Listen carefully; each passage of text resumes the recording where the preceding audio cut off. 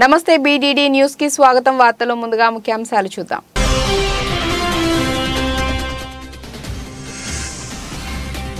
అధ్యక్ష రేసులో Republican party అభ్యర్థిగా తొలి విజయాన్ని అందుకున్న డొనాల్డ్ ట్రంప్. తీవ్ర స్థాయిలో మంచు కురుస్తున్నప్పటికీ ఎన్నికల్లో భారీ స్థాయిలో పాల్గొన్న ప్రజలు.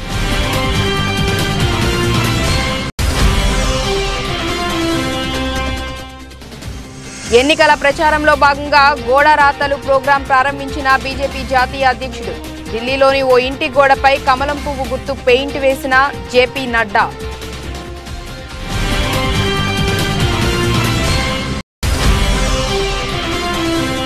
పెట్టుబడులే లక్ష్యంగా కొనసాగుతున్న సీఎం రేవంత్ రెడ్డి దావోస్ పర్యటన. World Economic Forum president Brende Borge, Ethiopia ఉప ప్రధాని మేకోనెన్తో రేవంత్ భేటీ.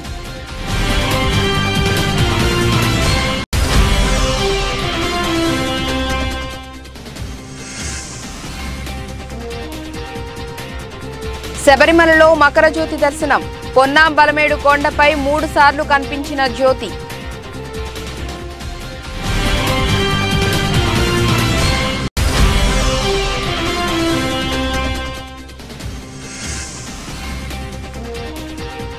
సచిన్ డీప్ ఫేక్ వీడియోతో ప్రచారం. సీరియస్ గా స్పందించిన క్రికెటర్.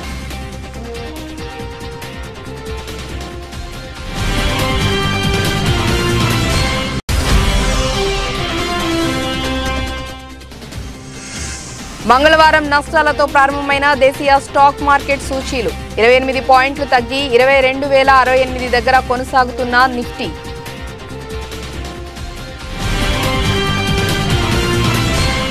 అధ్యక్ష రేసులో రిపబ్లికన్ పార్టీ అభ్యర్థిగా డొనాల్డ్ ట్రంప్ తొలి విజయాన్ని అందుకున్నారు.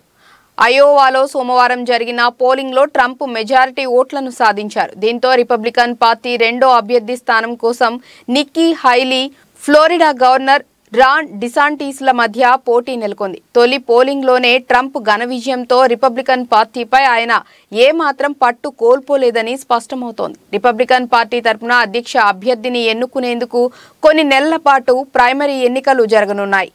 అయోవాలో నిన్న జరిగిన పోలింగ్ రిపబ్లికన్ అభ్యర్థిని ఎన్నుకునే ప్రక్రియలో మొదటి ఎన్నిక. తీవ్ర స్థాయిలో మంచు కురుస్తున్నప్పటికీ ఈ ఎన్నికల్లో భారీ స్థాయిలో ప్రజలు పాల్గొన్నారు. అయోవాలో విజయం పట్ల విశ్వాసం వ్యక్తం చేసిన ట్రంప్కు ఈ ఫలితం శుభసూచకంగా మారింది. లోక్సభ ఎన్నికల ప్రచారంలో భాగంగా నేటి నుంచి గోడరాతలు ప్రోగ్రాం ప్రారంభించినట్లు బీజేపీ జాతీయ అధ్యక్షుడు జేపీ నడ్డా వెల్లడించారు. ఈ సందర్భంగా ఆయన ఢిల్లీలోని ఓ ఇంటి గోడపై కమలం పువ్వు గుర్తు పెయింట్ వేశారు. ఏక్ బార్ ఫిర్ మోదీ సర్కార్ అనే నినాదంతో దేశవ్యాప్తంగా ఈ కార్యక్రమం చేపడతామని నడ్డా అన్నారు.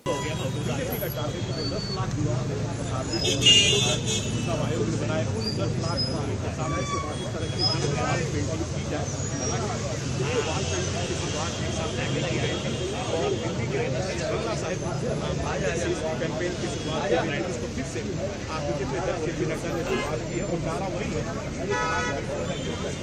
मोदी सरकार 400 सीटें प्राप्त करने का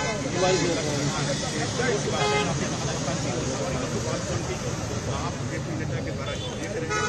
ये वाल पेंटिंग पुरानी शैली रही है कैंपेन करने की. कैंपेन तब होता था 90 दशक में हुआ करता था जब इलेक्ट्रॉनिक वेंचर्स नहीं हुआ करते थे और इस तरीके से सरकार दीवारों की करके किया करते थे. फिलहाल इस कैंपेन की शुरुआत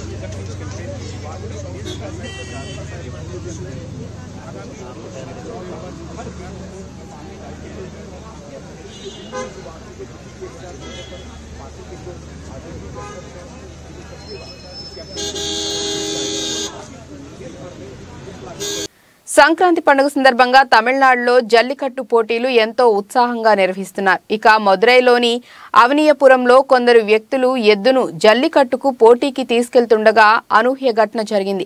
యజమాని ఆ ఎద్దు తోకను కొరికాడు. దీంతో ఆ ఎద్దు తన యజమానిని వెనక కాళ్లతో తన్నింది. ఈ ఘటనలో ఆ వ్యక్తి గాయపడ్డాడు. దీనికి సంబంధించిన వీడియో సోషల్ మీడియాలో వైరల్ అవుతోంది.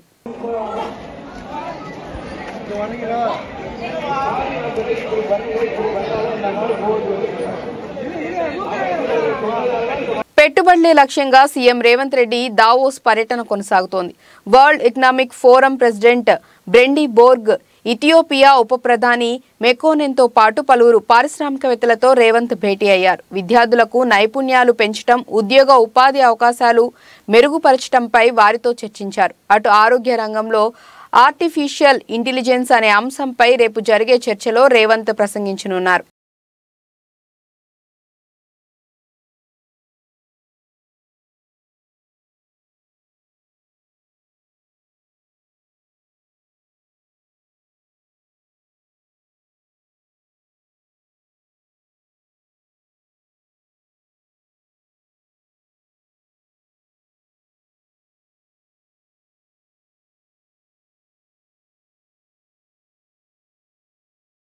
టీడీపీ అధినేత చంద్రబాబు నాయుడు సంక్రాంతి పండుగను నారావారిపల్లెలో సందడి వాతావరణంలో జరుపుకున్నారు. కుటుంబ సభ్యులతో కలిసి గ్రామ దేవతలు సత్యమ్మ, నాగాలమ్మకు ప్రత్యేక పూజలు నిర్వహించారు. చంద్రబాబు సతీమణి భువనేశ్వరి, కుమారుడు లోకేష్, మనవడు దేవాంశ్, నందమూరి కుటుంబ సభ్యులు వేడుకల్లో పాల్గొన్నారు. పూజల అనంతరం తల్లిదండ్రుల సమాధులకు చంద్రబాబు నివాళులర్పించి వస్త్రతర్పణం చేశారు.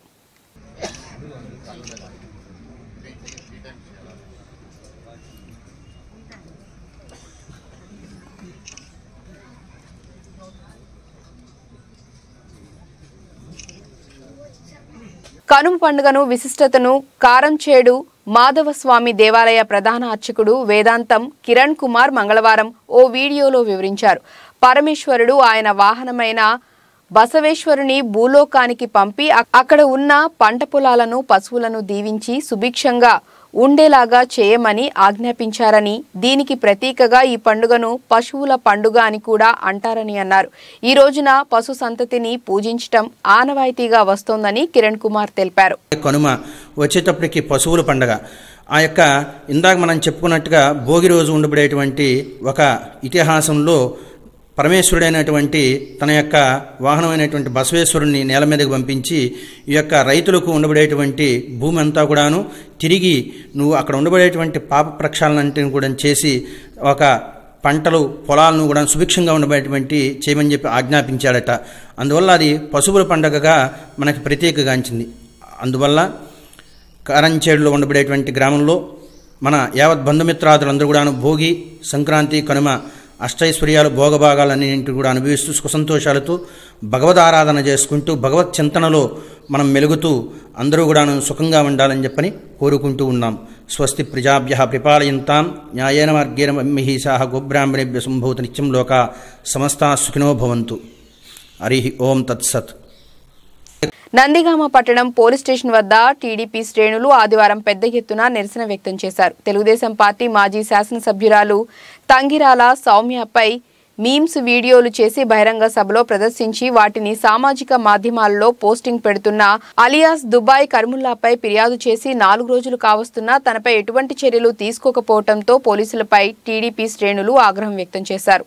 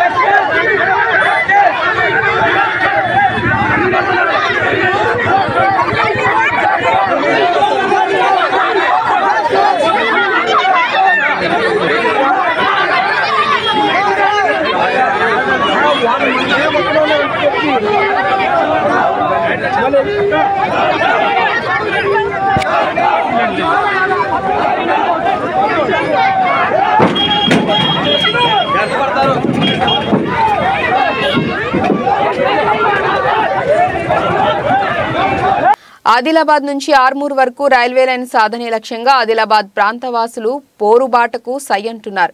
ఇందుకోసం ఇటీవలే ప్రత్యేకంగా రైల్వే లైన్ సాధన కమిటీ ఏర్పాటు కాగా మంగళవారం ఉదయం 11:30 పట్టణంలోని అమరవీరుల స్తూపం వద్ద రీలే దీక్ష చేపట్టారు. ఈ సందర్భంగా రైల్వే లైన్ సాధన కమిటీ చైర్మన్ కాసవేణి నారాయణ మాట్లాడారు.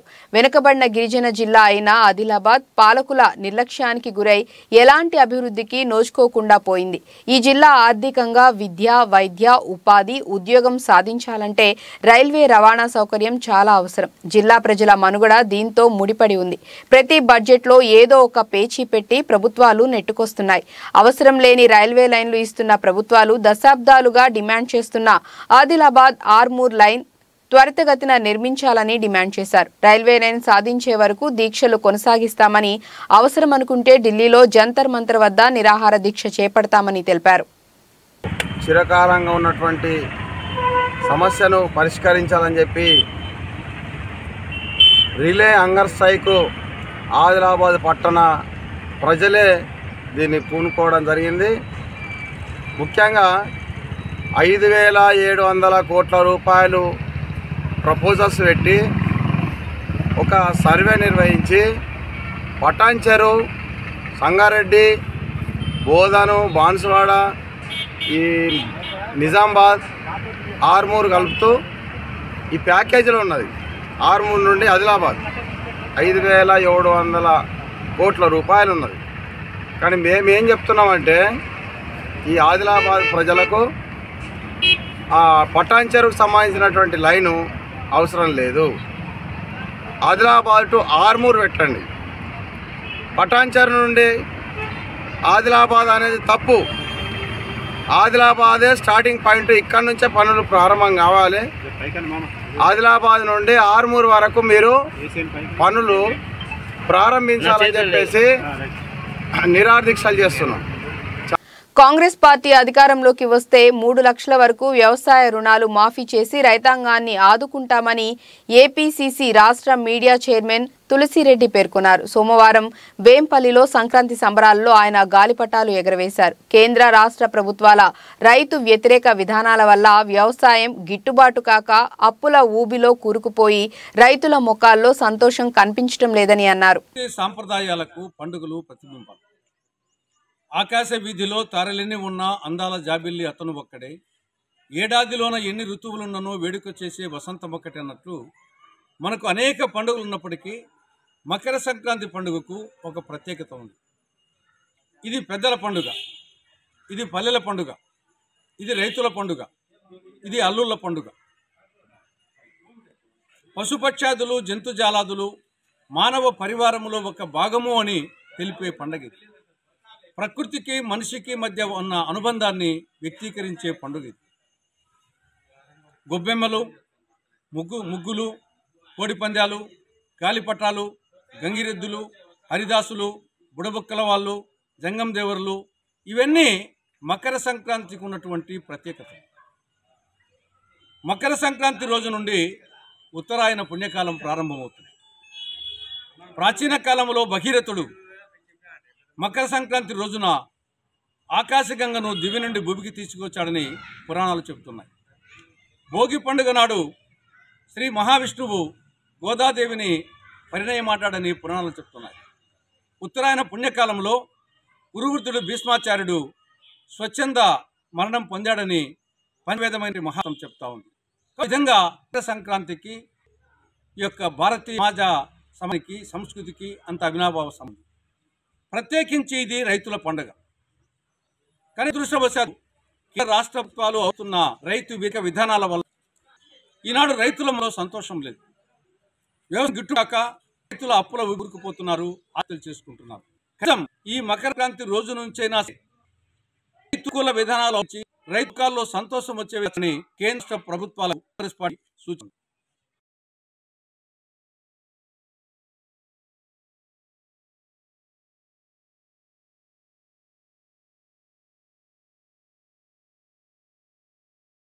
అటు కేంద్రంలో ఇటు రాష్ట్రంలో కాంగ్రెస్ పార్టీ అధికారంలోకి వస్తే రైతుల సహకారంతో అధికారంలోకి వచ్చిన వెంటనే 3 లక్షల రూపాయల వరకు వ్యవసాయ రుణాలు మాఫీ చేయడం జరుగుతుంది.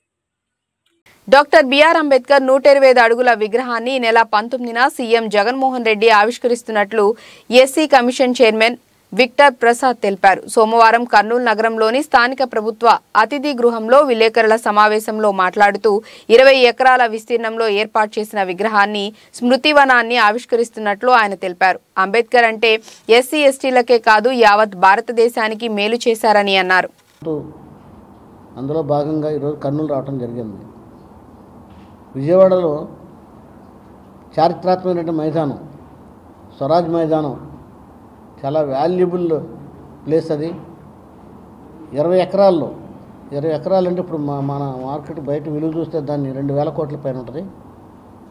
2,000 కోట్లు పైన ఖాళీ స్థలంలో 400 కోట్లు ఖర్చు పెట్టి కింద డోమ్ మాత్రం 80 అడుగులు 125 అడుగులు అంబేద్కర్ విగ్రహం ఎత్తు, మొత్తం 205 అడుగుల ఎత్తులో ఒక బ్రహ్మాండమైన బాబాసాహెబ్ అంబేద్కర్ విగ్రహాన్ని గౌరవనీయుల ముఖ్యమంత్రులు మంగళవారం ఉదయం నంద్యాలలోని ప్రథమనంది దేవస్థానం నుంచి శ్రీ గణేష్ భక్త బృందం సభ్యులు నంద్యాల నుండి తిరుమలకు పాదయాత్రగా బయలుదేరారు.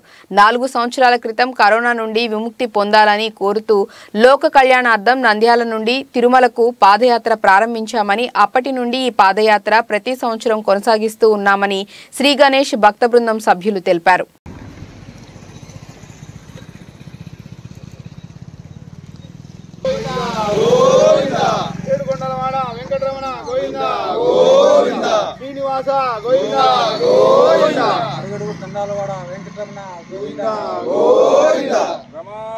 నమో వెంకటేశాయ నమః. ఈ 4వసారి పాదయాత్ర గణేష్ భక్తబృందం ద్వారా 4వసారి మేము బయలుదేరుతున్నాము. మొట్టమొదటగా ప్రథమనంది దేవస్థానం నుంచి స్వామిని ప్రథమ గణాలు ఆయన పూజింపబడినాయి కాబట్టి ఆయన ద్వారా మనం దర్శనం చేసుకొని తిరుమల కొండ వరకు ఈ పాదయాత్రను కొనసాగిస్తాము. ఈసారి 4వసారి పాదయాత్ర మా కుటుంబాలందరూ కూడా స్వామివారిని వేడుకున్నారు. ఏమనయ్యా అంటే ఈ ప్రతి సంవత్సరం కూడా మేము బయలుదేరుతూ ఉన్నాము కాబట్టి అందరూ కూడా దినదిన అభివృద్ధిగా యోగభోగాలు అనుభవిస్తున్నారు. ఇది గమనించిన అందరూ బయలుదేరాలనే సంకల్పంతో మేము కూడా బయలుదేరుతూ ఉన్నాము. ఓం నమో వెంకటేశాయ. గత 4 సంవత్సరాల కిందట ప్రపంచాన్ని వణికించినటువంటి కరోనా సమయంలో కొంతమంది మా బంధువులైతేనేమి మా మిత్రులైతేనేమి కరోనా బారిన పడి చాలా ఇబ్బంది పడి వాళ్ళు స్వర్గస్థులు రావడం జరిగింది.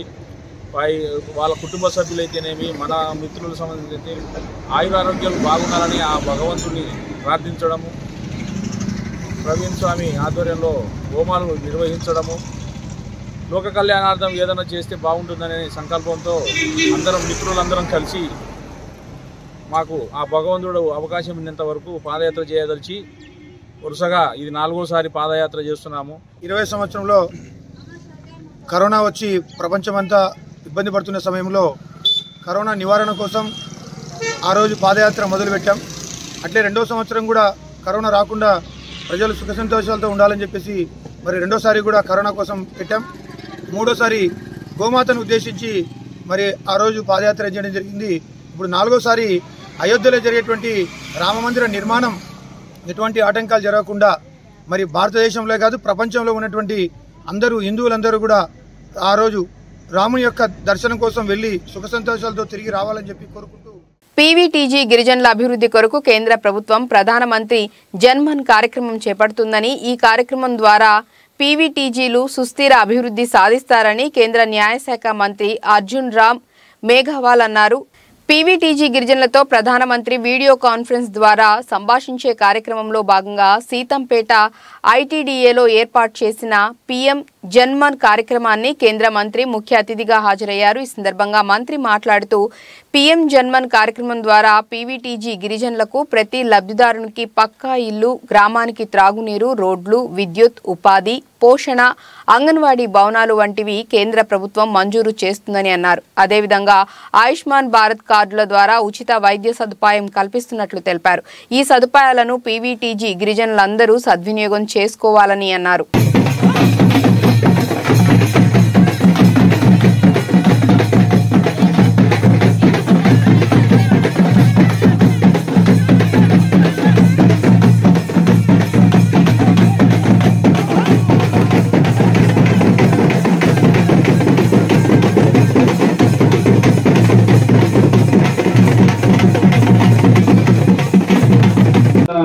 ఏరియాలోనే మనం చేయడం జరిగింది.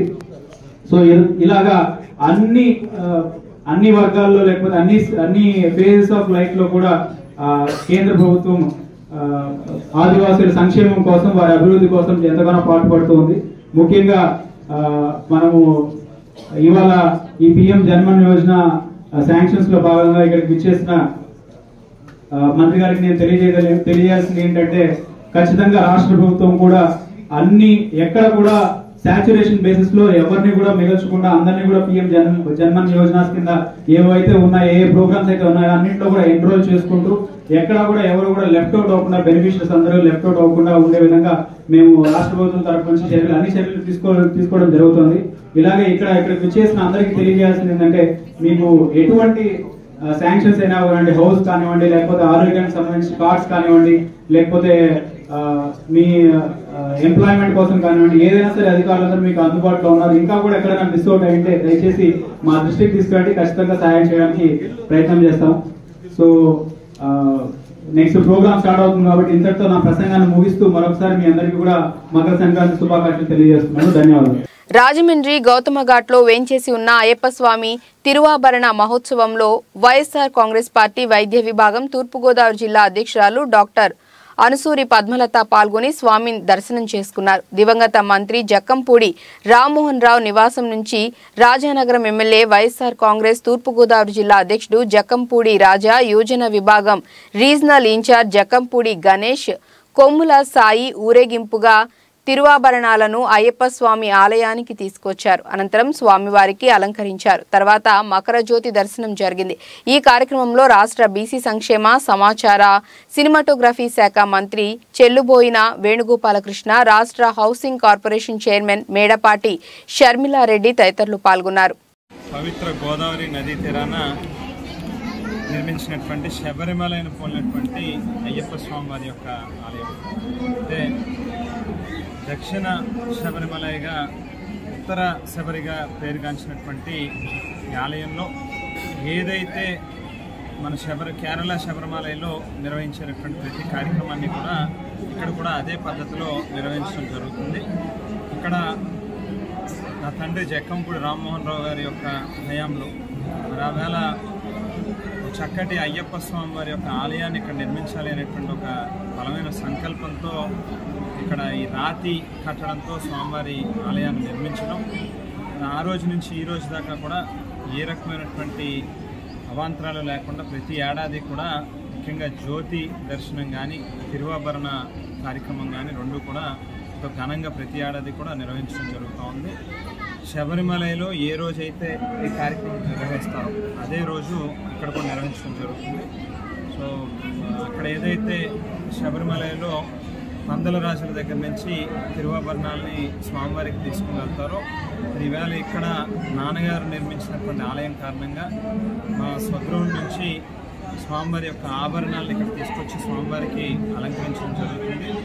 పెద్ద ఎత్తున మేళతాళాలతో భక్తుల యొక్క వారి యొక్క భాగస్వామ్యంతో పెద్ద ఎత్తున వారు కూడా పార్టిసిపేట్ చేసి ఈ యొక్క కార్యక్రమాన్ని విజయవంతం చేయడం జరిగింది. మరి స్వామివారి యొక్క కృపా కటాక్షలు, ఆశీర్వాదాలు, దీవెనలు అందరికీ కూడా ఉండాలి అని చెప్పి, అందరూ సుఖ సంతోషాలతో ఆయురారోగ్యాలతో ఉండాలి అని చెప్పి మనస్ఫూర్తిగా స్వామివారిని కోరుకుంటూ మరి ఈ కార్యక్రమాలన్నింటినీ కూడా ఈ శ్రీ ధర్మశాస్త్ర ఆధ్యాత్మిక కేంద్రం ట్రస్ట్ బోర్డు సభ్యులందరూ కూడా చాలా బాధ్యతాయుతంగా ప్రతి ఏడాది కూడా నాన్నగారు అప్పచెప్పినటువంటి ఆ యొక్క బాధ్యతని చాలా కమిట్మెంట్తో నిర్వహిస్తూ ఇక్కడ అయ్యప్ప భక్తుల యొక్క మనోభావాలకి మరి పూర్తిగా స్వామివారి యొక్క కార్యక్రమాలు ఏ రకంగా పద్ధతి ప్రకారం నిర్వహించాలో అన్నీ కూడా నిర్వహిస్తున్నటువంటి ట్రస్ట్ బోర్డు సభ్యులను కూడా ఈ సందర్భంగా అభినందిస్తున్నాను. జిల్లా నుంచి కూడా చాలా మంది ఇరుముడి జిల్లాలో వస్తారు. దాదాపుగా ఈ రాష్ట్రం నుంచే కాకుండా వేరే ఇతర రాష్ట్రాల నుంచి, వేరే ప్రాంతాల నుంచి కూడా చాలా మంది ఇక్కడికి. కేరళలోని శబరిమల పుణ్యక్షేత్రంలో నేడు సంక్రాంతి పర్వదినం సందర్భంగా మకర జ్యోతి దర్శనమిచ్చింది.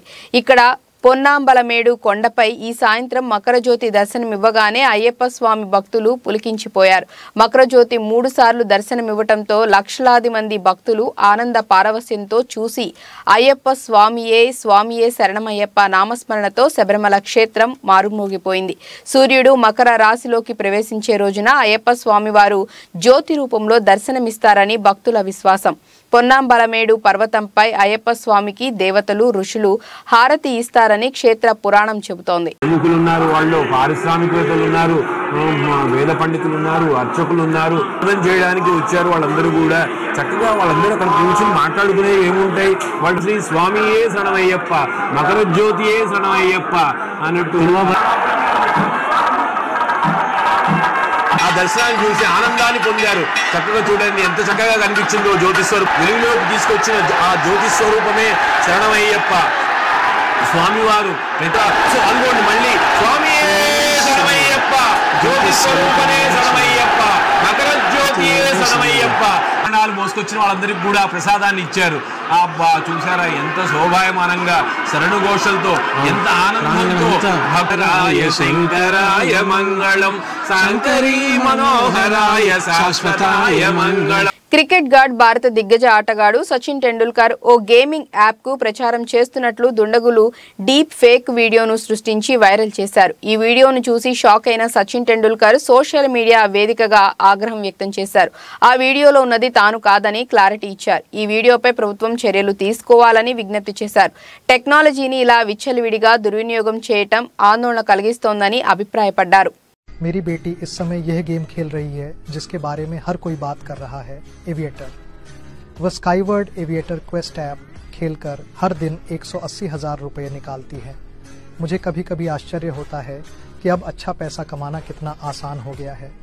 और सबसे दिलचस्प बात यह है कि यह एप्लीकेशन बिल्कुल मुफ्त है, कोई भी आईफोन मालिक इसे डाउनलोड कर सकता है।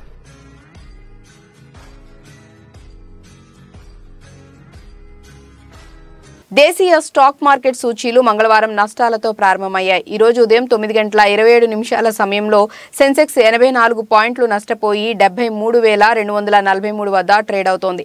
నిఫ్టీ 28 పాయింట్లు తగ్గి 22,068 దగ్గర కొనసాగుతోంది. డాలర్తో పోలిస్తే రూపాయి మారకం విలువ 82.93 వద్ద ప్రారంభమైంది. Tata Motors, Bajaj Finance, JSW Steel, Bajaj Finserv, Asian Paints, Tata Steel, Bharti Airtel, Maruti, Axis Bank, ITC షేర్లు లాభాల్లో ఉన్నాయి.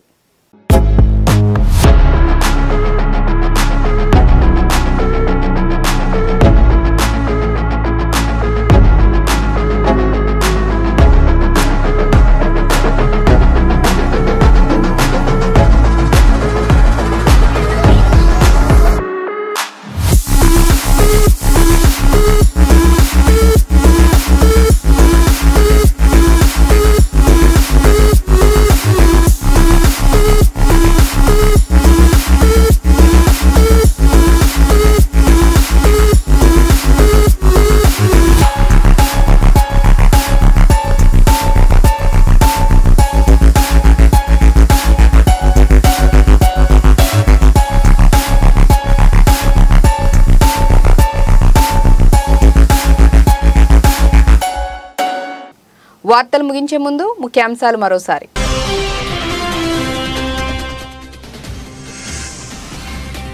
అధ్యక్ష రేసులో రిపబ్లికన్ పార్టీ అభ్యర్థిగా తొలి విజయాన్ని అందుకున్న డొనాల్డ్ ట్రంప్. తీవ్ర స్థాయిలో మంచు కురుస్తున్నప్పటికీ ఎన్నికల్లో భారీ స్థాయిలో పాల్గొన్న ప్రజలు.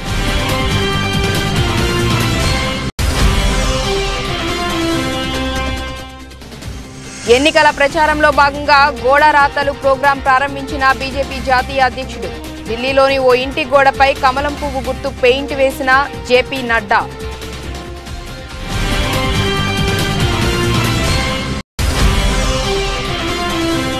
పెట్టుబడులే లక్ష్యంగా కొనసాగుతున్న సీఎం రేవంత్ రెడ్డి దావోస్ పర్యటన.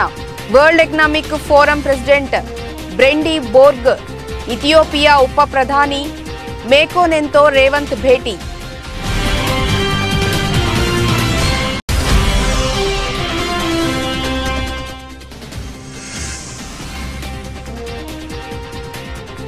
శబరిమలలో మకర జ్యోతి దర్శనం. పొన్నాం బలమేడు కొండపై 3 సార్లు కనిపించిన జ్యోతి.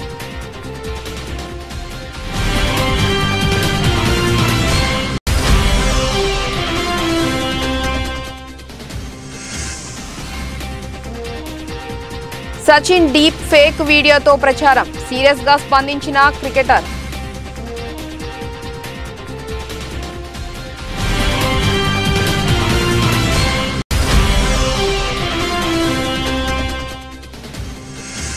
మంగళవారం నష్టాలతో ప్రారంభమైన దేశీయ స్టాక్ మార్కెట్ సూచీలు 28 పాయింట్లు తగ్గి 22,068 దగ్గర కొనసాగుతున్న నిఫ్టీ.